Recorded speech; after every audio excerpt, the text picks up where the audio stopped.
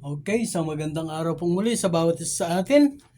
Ngayon po ay araw po muli ng Sabado, February 22, year 2025, last Saturday of the month of February. Ano po?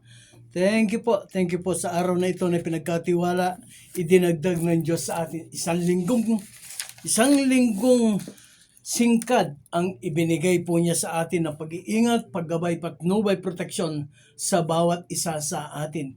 Purihin po ang Diyos. Napakabuti ng Diyos sa bawat isa sa atin, sa mga katugunan sa ating mga panalangin, sa mga katugunan sa ating mga kahilingan. Bagaman maraming mga problema, mga suliranin, tayo ay kanyang itinawid. Salamat po sa Diyos. Salamat po sa Diyos na patuloy niya tayong ginagabayan. Patuloy po niya tayong pinapatnubayan sa kabila ng katotohanan na tayo po ay madalas na hindi po nagiging matuwid sa kanyang harapan. Amen. Ngayon po, tayo po ay magpapatuloy po sa ating pag-aaral. Ito po ang ikalawang bahagi. Ano po? Ang conclusion po ng pinasimulan po nating mensahe nung nakaraang Sabado. Ano po? Yung The Two Sons and the Father, Part 2. Ang subtitle po ng mensahe ngayon o na pag-aaral po natin ngayon ay yung The Lost Son, ang nawawalang anak o ang naligaw na anak. Okay. Nung nakaraan Sabado po, tayo po ay nagpasimula doon sa Lucas kabanatang 15, pasimula po sa talatang 11 hanggang sa 24. Okay. Luke chapter 15, beginning verse 11 up to verse 24. Napag-alaman po natin na yung isang ama o isang lalaki ay mayroong dalawang anak. At yung isa sa kanyang mga anak, yung bunso ay yung nakakabata, ay nagsabi sa kanya na, "Ama, kukunin ko na po ang bahagi ng aking mamanahin." Ito po sinabi niya. At yung ama, bagaman hindi po nakasulat sa Biblia, hindi naman po agad-agad ibinigay po niya yan. Yung mana o kaparte sa kanyang ari-arian. So, sila ay nag-usap at nagkasundo na ibibigay nga ang lahat ng mga bahagi na tatanggapin ng batang ito na kanyang mana mula sa mga ari-arian ng kanyang magulang.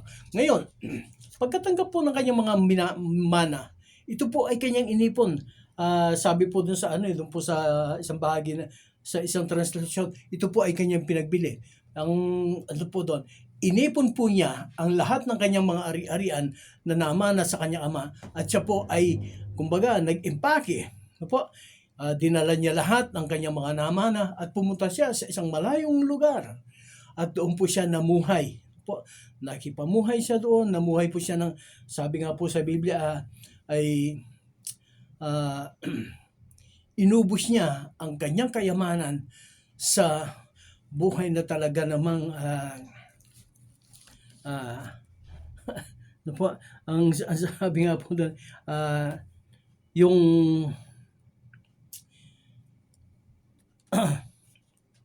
he wasted his money in reckless living. Yung pamumuhay na walang patumangga, siguro po malamang ginastos niya ito araw-araw, gabi-gabi. Siya po ay namamasyal, naglalakad kung saan-saan. Basta ang nakasulat po dito ay namuhay siya ng masagana, he wasted his money in reckless living. Talaga pong inubos niya ng ganun-ganun na lamang ang kanyang mga daladalang ari-arian na kanyang kanyang ito po ay nalustay niya. Nalustay po niya ang kanyang ang lahat ng kanyang mga minana doon sa hindi wastong pamumuhay. At nung mawala na po ang kanyang makayamanan, ay tiyempo naman parang tukso na dumating ang taghirap o taggutom doon sa lugar na kanyang kinaroroonan. At siya po ay talaga naman nalagay sa panganib, siya po ay nagutom. At siya po ay naganap ng trabaho, nakapagtrabaho po siya sa isang mayaman na siya po ay pinapunta doon sa kanyang bukid upang mag-alaga ng kanyang mga baboy. Okay, alam po naman natin na sa mga Hudyo ay bawal po ang pagkain po ng baboy. Ito, hindi lamang po basta pagkain, kundi inalagaan pa po niya ang mga baboy na iyon. Ngayon, dahil sa sobrang gutom po niya, ninais niya na kainin po yung mga pagkain, yung mga prutas na ibinibigay ng mga tao dun sa mga baboy. Pero hindi po siya binibigyan ng mga tao upang ito ay kanyang makain. So, sa kanyang kahirapan, sa kanyang pagdudusa, ano po, yung pagdadanas ng mga gutom. Siyempre po, gutom, hirap, pagod, puyat. Pag nagugutom mo, hindi na makatulog at palaging pagod, palaging ano. Okay, nakapag-isip-isip po siya na kanyang mga ginawa at sabi niya sa kanyang sarili, sabi nga po sa Biblia, and it came to his mind, na isip niya at sinabi niya sa kanyang sarili, babalik ako sa tahanan ng aking ama. Sasabihin ko sa kanya, Ama, nagkasala po ako sa Diyos at sa iyo. Wag mo na po akong ibilang na anak, ibilang na lang po ninyo ako na isang alila. Ano po? Pero yung ama, ano po? Siya ay niyakap, hinagkan, binihisan, pinasuot ng sandalyas, sandalsingsing, at ipinaghanda pa ang kanyang pagdating. Ngayon po, sa buhay spiritual po, ang pangyayaring yun, ano po?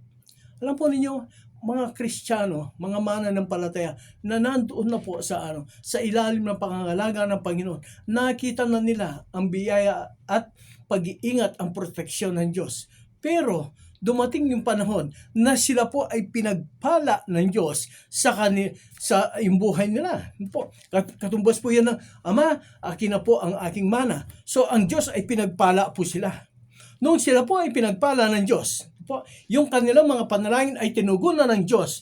Yung kanilang mga prayer request, yung kanilang mga kahilingan, yung mga matagal na nilang idinudulog sa Diyos ay tinugon ng Diyos. Ibinigay ang lahat ng kanilang mga kahilingan. So sila po ay biglang yaman.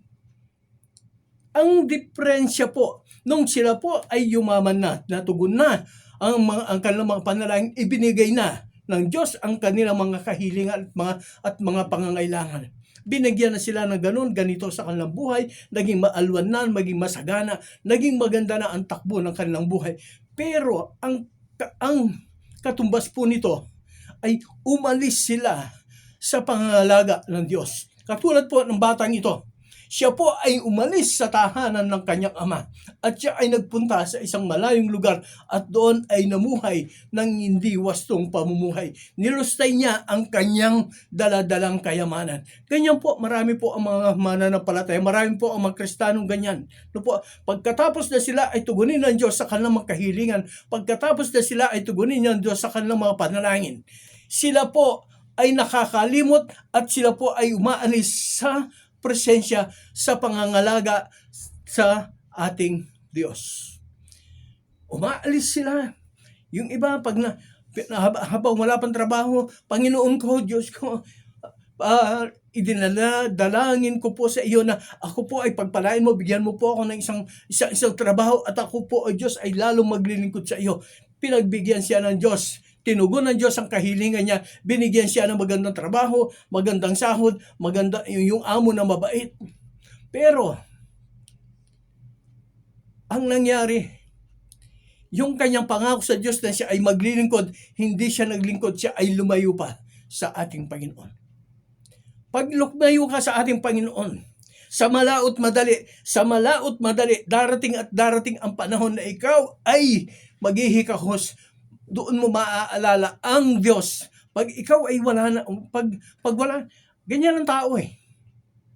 Pag nasa problema na, pag mayroong karamdaman na, pag mayroong mga bigat na pinagdadaanan, nasa bingit ng kamatayan, doon nila naaalala ang Diyos. Doon sila tatawag sa Diyos. Pero nung sila ay nandoon sa magandang pamumuhay, nandoon ang buhay nila ay walang alon. Ano po? Walang problema, walang suliranin, walang agam-agam. No?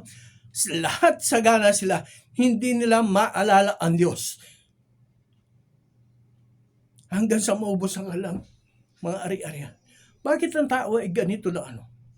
Kinakailangan pang dumaan sa napakabigat na pagsubok, kailangan pang dumaan sa mga paghihirap, kailangan pang dumaan sa mga mabingit ang buhay sa kamatayan at saka pa maalala ang tumawag sa Diyos. Salamat sa Diyos, salamat sa Panginoon.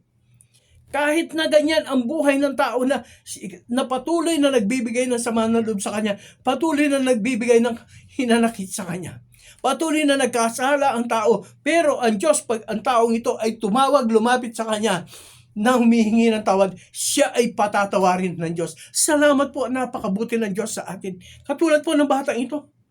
Ano po ang ginawa niya?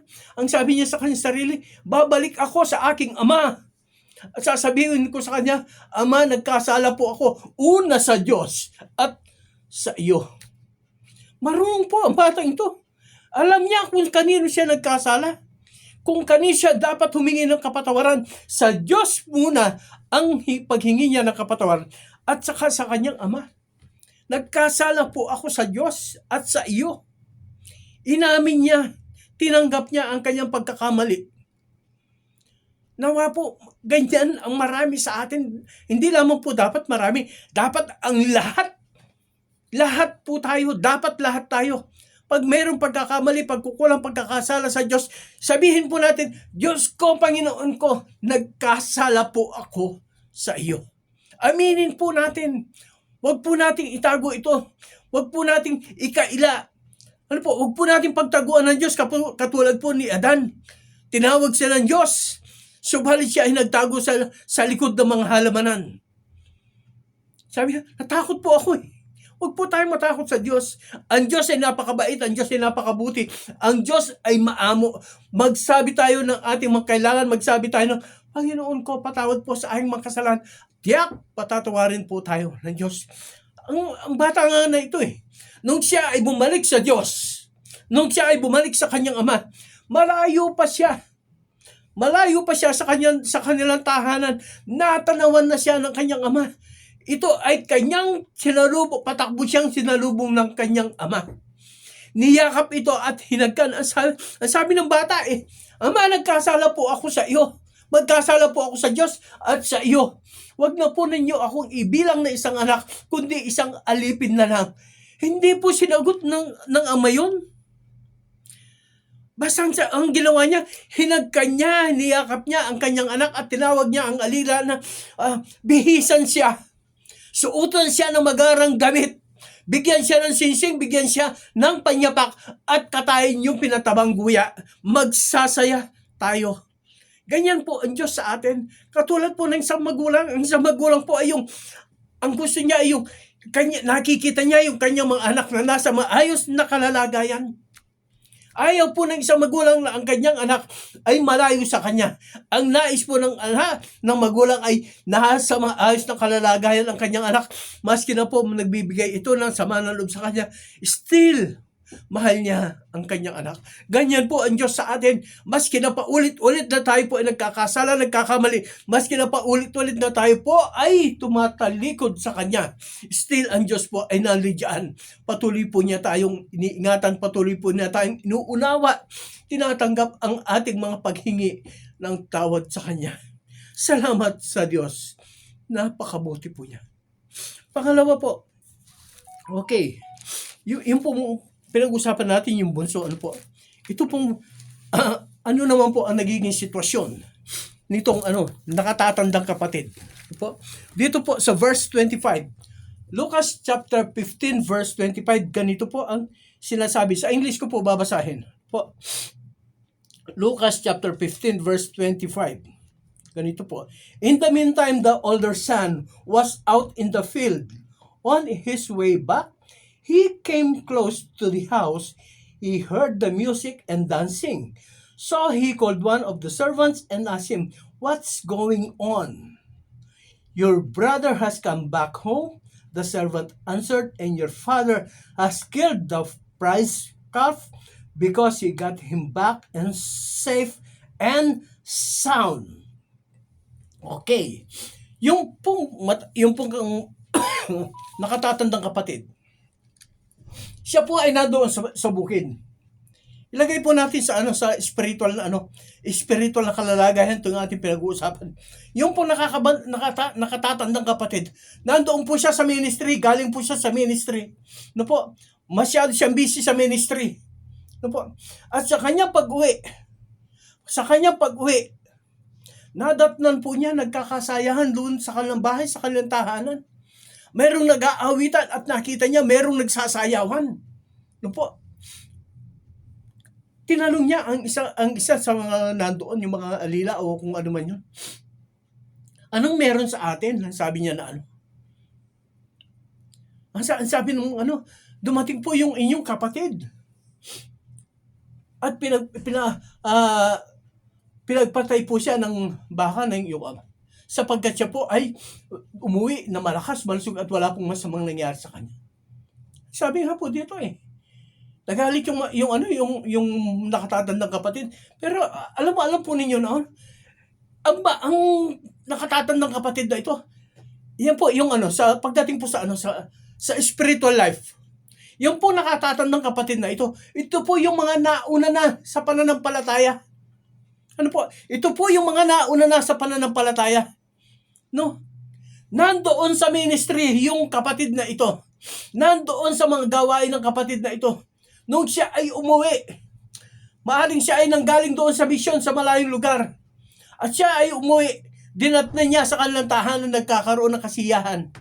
Sapagkat yung kanyang kapatid na nahiwalay, yung kanyang kapatid na nalamig, yung kanyang kapatid na tumalikod sa paglilingkod sa Diyos ay nagbalik loob. Kaya nagkaroon ng kasiyahan, nagkaroon ng fellowship dun sa kanilang bahay. No?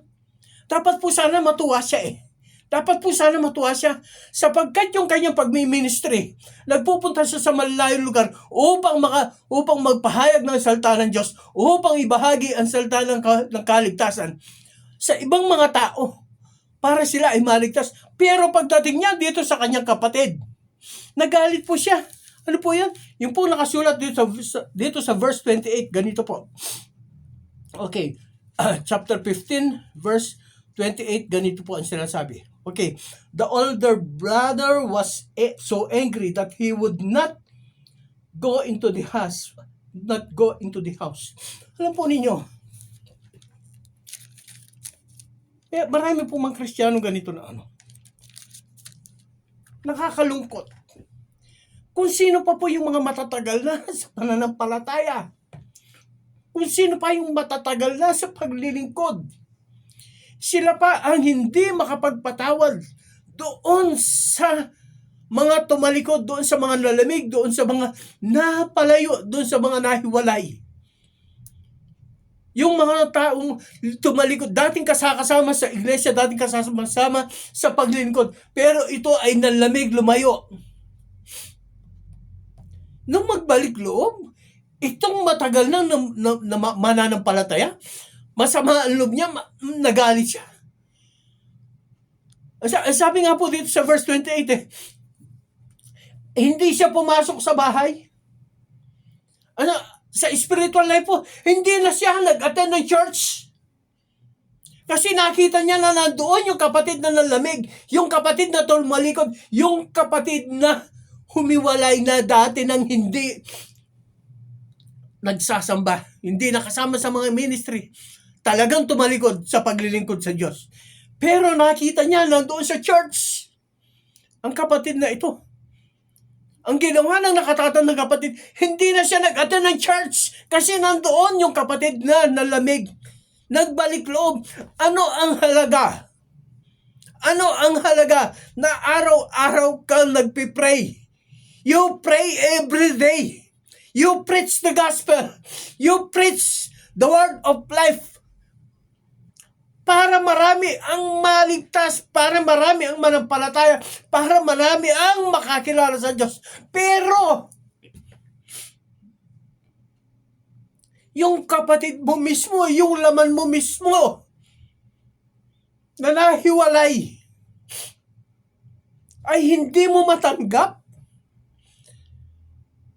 Samantala, ang ama mo, ang magulang mo, tinanggap niya ang iyong kapatid na ito. Sabi nga po dun sa mga susunod ito po yung Basahin ko po, itutuloy ko na ano. Okay. The older brother, verse 28 pa rin po. The older brother was so angry that he would not come into the house. So his father came out and begged him to come in. Tingnan po ninyo, oh. Yung ama mismo ang lumabas. Ano po sabi doon? He begged him. Nagmakaawa siya para pumasok yung nakatatandang kapatid. Nagmakaawa siya sa kanya anak. Pumasok ka na, nandiyan ang iyong kapatid, dumating siya, buhay siya, malakas, walang masamang nangyari sa kanya. Yun po sa ano, dito po sa Biblia, ganyan na ganyan po ang sitwasyon ng Diyos sa atin.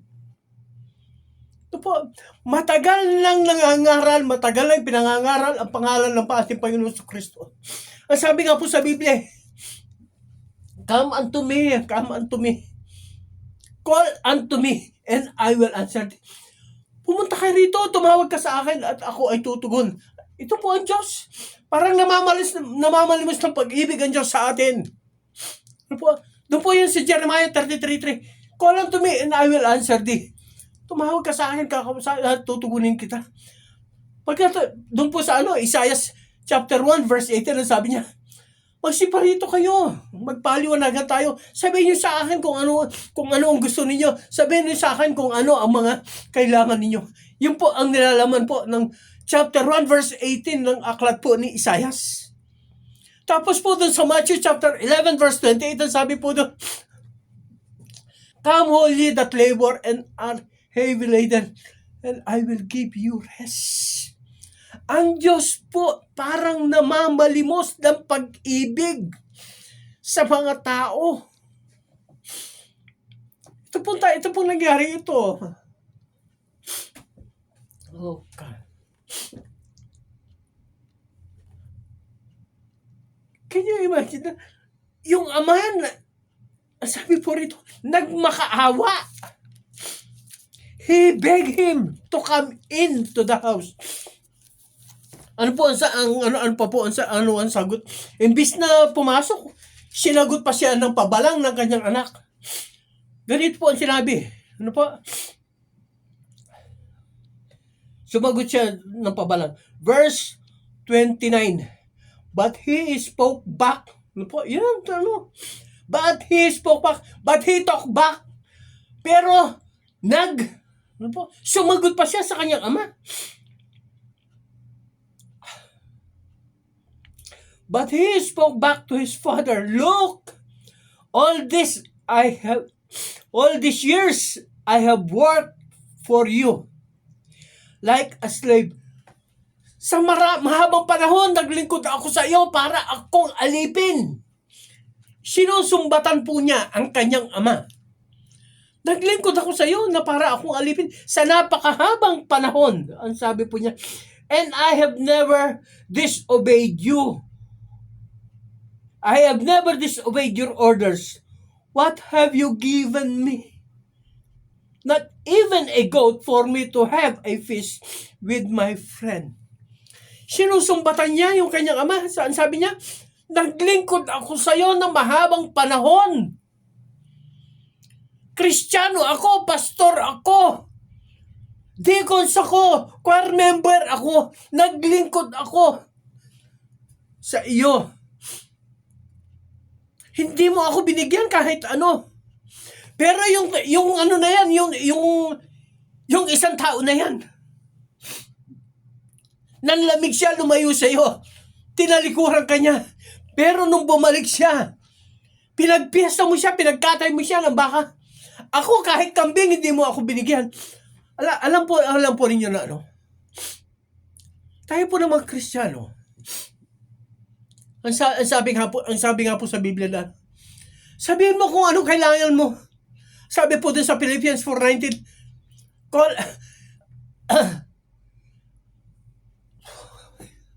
for my God will supply all my needs Ang Diyos po ang siyang magpo-provide. God will provide all our needs. Magsabi lang po tayo sa Kanya.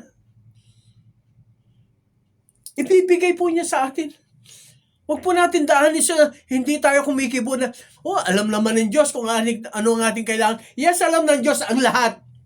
Pero ang gusto ng Diyos, magsabi tayo sa Kanya. Ang gusto ng Diyos, naririnig niya yung mga tinig natin.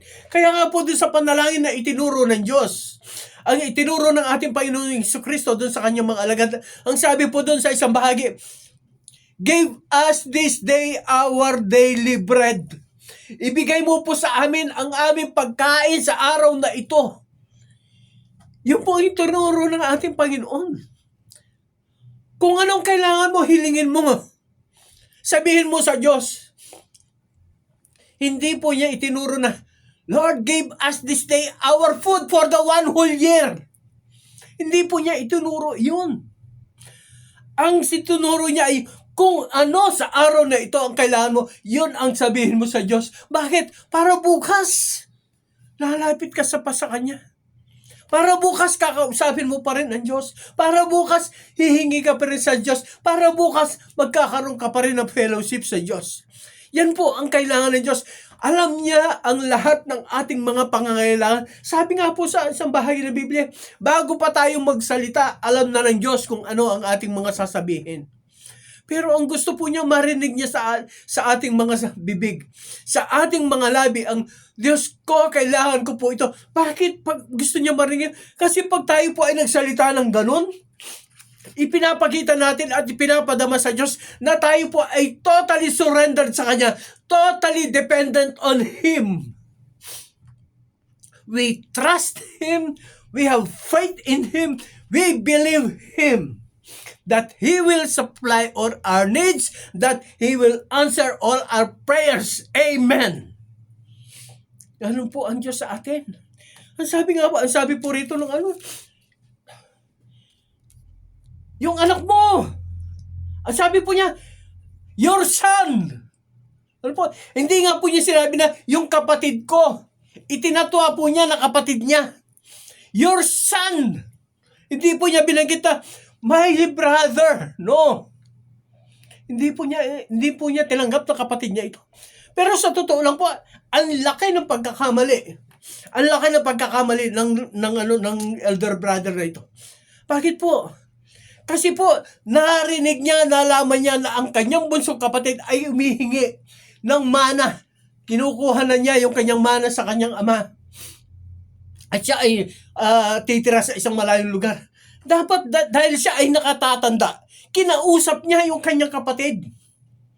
Sana sinabi niya, huwag mo munang kunin yung mana mo. Yung mana ay nakukuha lang pagpatay na ang ating mga magulang. Pero ito, buhay pa yung magulang, kinukuha na niya. Nandoon siya, hindi niya kinausap. Maraming mga Kristiyano, nakikita na, nalalaman na ang isang kapatid ay nanlalamig. Nalalaman na ang isang kapatid ay nangihinana. Unti-unti lang lumalayo sa paglilingkod sa Diyos. Hindi pa ito kinakausap.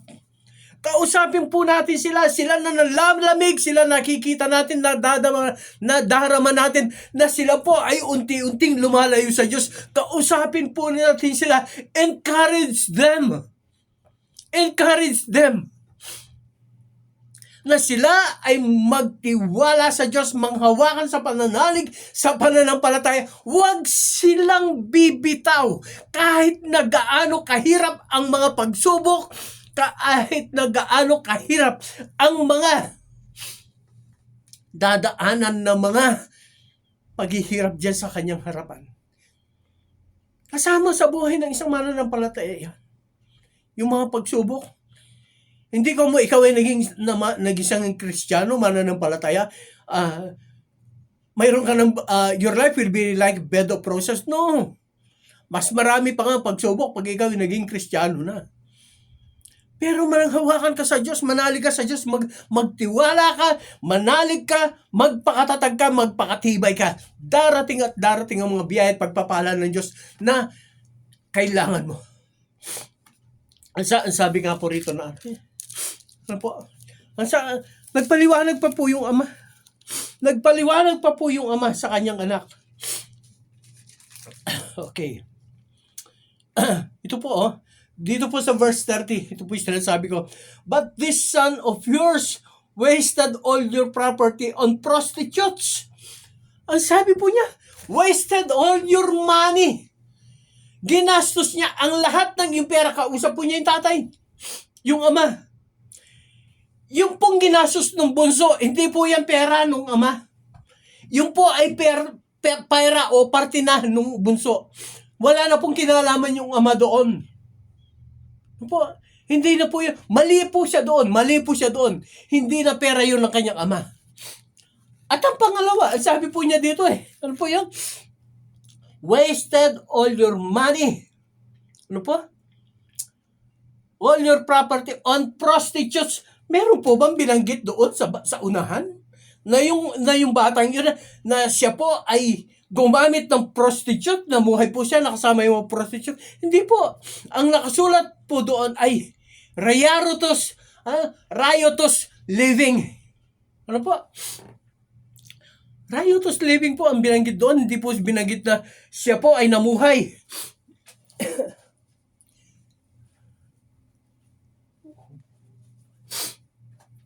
Na ginastos niya ang kanyang pera doon sa mga prostitute o sa mga mababa, doon sa mga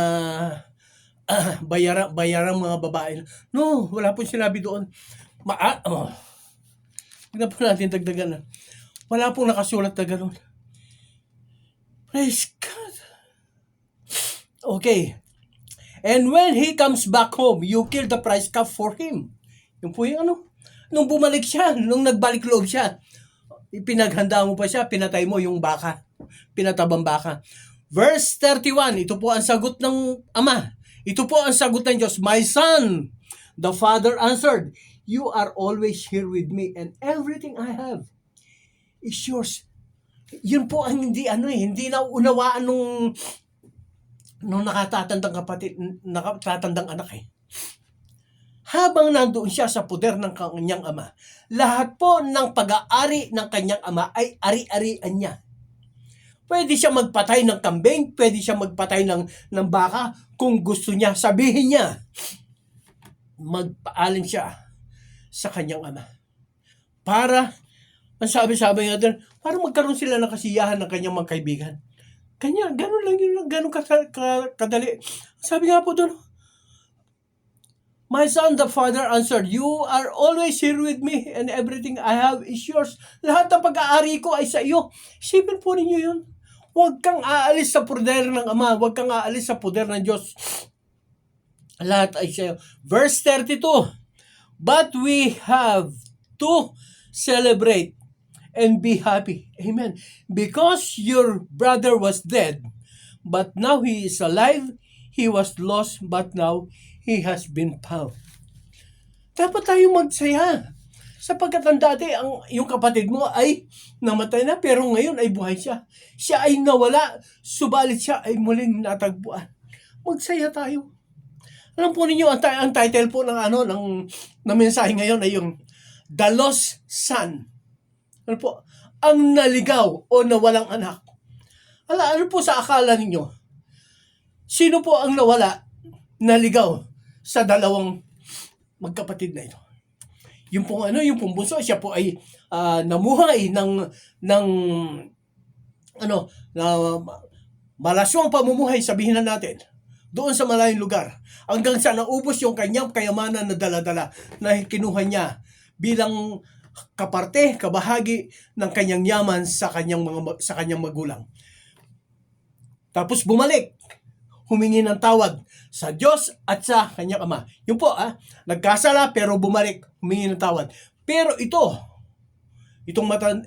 nakatatandang kapatid, hindi siya lumayo. Nandoon lang siya sa church. Nandoon lang siya sa bahay. Nasa ministry siya, araw at gabi nasa ministry siya. Ito po.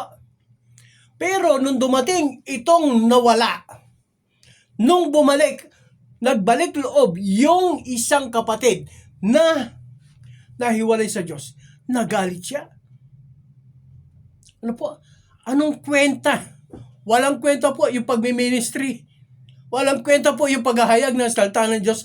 Walang kwenta yung mga pagmemensahe, pagpunta mo sa malalayong lugar, pagpunta mo sa mga Bible study, pagpunta mo sa mga outreaches, walang kwenta po yun.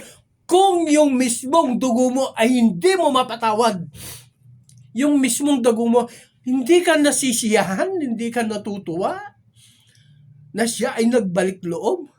Yung ibang tao, nasa malalayong lugar, nasa mga bundok, nandoon sa mga liblib na lugar, pinupuntahan mo doon sa mga lugar na talagang mapanganib na sinasabi nga may pugot ulo na pinapatay ang mga nangangaral, nagpapahayag ng salita ng Diyos. Nagpupunta ka roon para ipahayag ng salita ng Diyos, para maligtas ang maraming mga tao. Pero yung kapatid mo na nandyan na, hindi mo siya masira. Kapatid ko, ang sinasabi ko, mas nawawala ang matandang kapatid na ito. Bakit po? Kasi po, wala pong nakasulat sa Biblia na itong lalaking ito ay pumasok sa kanyang bahay. Hanggang sa ngayon, nandun pa po siya sa labas ng bahay. Yes. Ang ama na mismo ang siyang nagmakaawa. Nagmakaawa siya.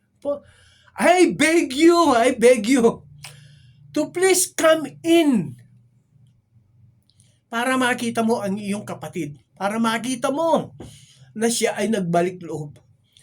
Hindi siya pumasok, nagsalita pa sa kanyang ama. Sinasabi ko sa iyo, kaibigan ko, kung ang paglilingkod mo ay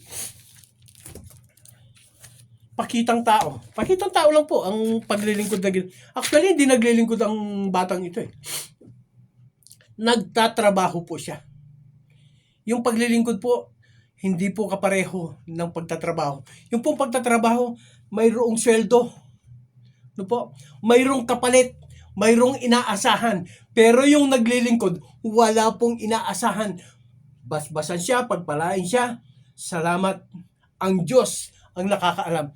Pero itong nakatatandang kapatid, nagtatrabaho lang po siya. Umaasya siya doon sa kapalit. Ang sabi nga po niya, ang tagal ko nang naglilingkod sa iyo. Kahit kambing, hindi mo ako binigyan. Kaibigan ko, ang Diyos, higit pa sa kambing ang ibibigay niya sa iyo. Higit pa sa kalabaw, higit pa sa baka ang ibibigay niya sa iyo.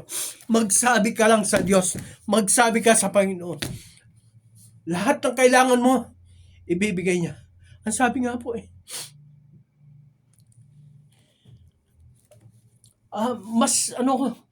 mas natutuwa pa po ako dun sa nakababatang kapatid. Marunong po siyang humingi ng tawad.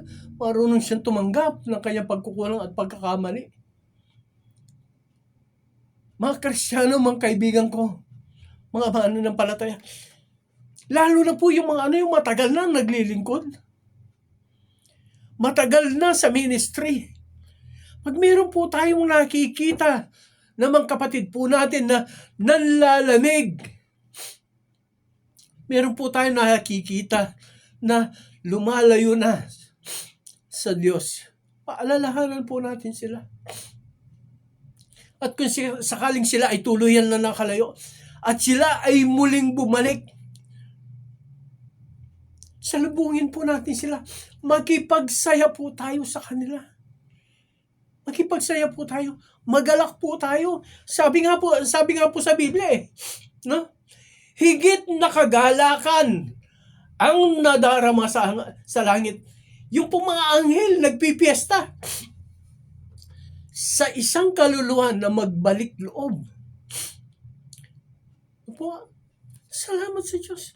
Isipin mo, isang kaluluwa na magbalik loob, isang kaluluwa na dating nawala, bumalik loob sa Diyos. Ang buong kalangitan ay nagkakaroon ng kagalakan.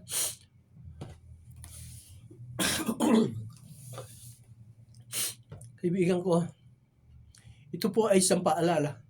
Maaring bukas makalawa. Maaring mamayang gabi sa ating pagtulog, mag-rapture na po. Kung ganyan ang attitude mo na na hindi ka makapagpatawad, hindi mo matanggap yung kapatid na nanlamig tapos nagbalik loob, baka hindi ka kasama sa rapture, baka maiwanan ka dahil lang doon. Baguhin mo attitude mo, kaibigan ko, kapatid ko. Bilang isang mananampalataya, dapat alamin po natin kung ano at kung paano ang pagpapatawad. Tayo po lahat ay manalangin. Salamat po, Diyos. Salamat po, Ama. Salamat po, Panginoon. Diyos na mabuti, dakila, makapangyarihan. Diyos na maunawain. Diyos na hindi nagtatanim ng sama na loob. Diyos na patuloy na nagpapatawad. Aming manunubos, aming tagapagligtas. Diyos na nagbayad sa aming mga kasalanan. Salamat po, Ama, sa pagkakataon pong ito, O Diyos. Hinalalapit ko po sa iyo ang mga kapatid ko na nakikinig, nanonood, patuloy na sumusubaybay sa programang ito. Lalong-lalo na sila, O Diyos, na dumadaan sa ganitong sitwasyon, O Diyos, na mayroon po silang damdamin, O God, na mayroong hinanakit, may sama ng loob, O Diyos, Ama. Mayroon po mga galit. Panginoon, alisin po ang ganitong mga damdamin sa aming mga puso, O Diyos. Matuto kami, Panginoon, na tanggapin ang aming mga kapatid. Ama, yung po mga nagbabalik loob, O Diyos, magkaroon po kami ng kagalakan na makita namin muli sila na kasama po dumadalo sa mga gawain, sa mga Bible study, sa mga outreaches, sa mga devotion at sa mga churches, O God. Lord, purihin ka po, O Diyos, Ama. Sa amin po mga pagkukulang, pagkakamali, O Diyos, patawarin mo po kami. Hugasan mo po kami sa aming magkarumihan, O Diyos. Ama, maging dapat po kami sa iyong banal na harapan. Itinataas ko po sa iyong dakilang pangalan, O Diyos. Sila po na hindi pa kumilala, tumanggap sa iyo bilang Panginoong tagapagligtas po ng kanilang mga buhay, O Diyos. Ama, giyagisin mo po sila, gisihin mo po sila, Panginoon. Tapikin mo po sila, O Diyos. Magbukas po sila ng kanilang puso at damdamin, tanggapin ka bilang Diyos, tagapagligtas ng kanilang mga buhay. Isulat mo po ang kanilang pangalan sa aklat ng buhay sa langit.